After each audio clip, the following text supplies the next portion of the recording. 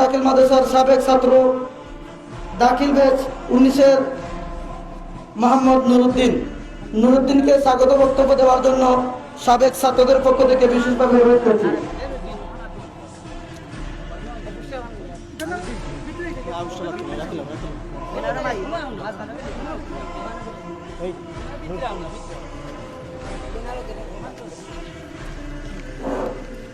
আসসালামু আলাইকুম।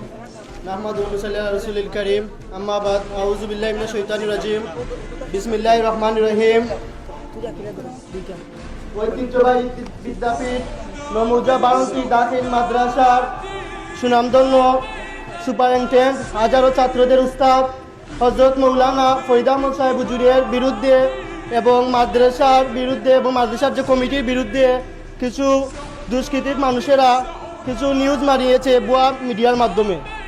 আমরা তার তীক্ষ্ণ নিন্দা ও প্রতিবাদ জানাই এবং আমরা তাদেরকে একটি মেসেজ দিতে চাই যে আপনারা যাই করছেন না কেন একটু ভেবে শুনে করেন, কারণ এটা মাদ্রাসা, আপনারা ধ্বংস হয়ে যাবেন মাদ্রাসার বিরুদ্ধে কিছু করতে গেলে।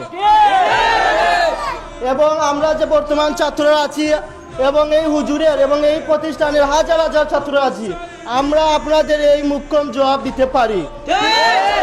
এবং আমি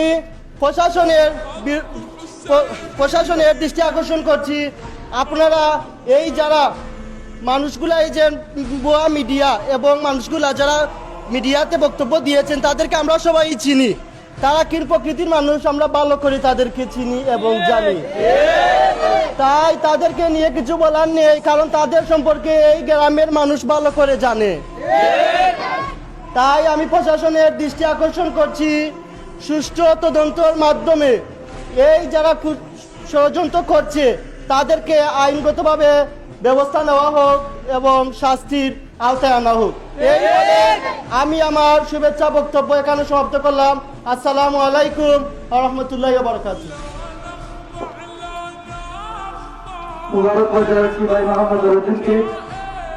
আমি সাবেক ছাত্রদের পক্ষ থেকে তাদেরকে হুঁশিয়ার করে দিতে চাই, আপনাদের চোখে কি পড়ে না এই ছাত্রছাত্রীদের আন্দোলনের মাধ্যমে একটা দেশ স্বাধীন হতে পেরেছে?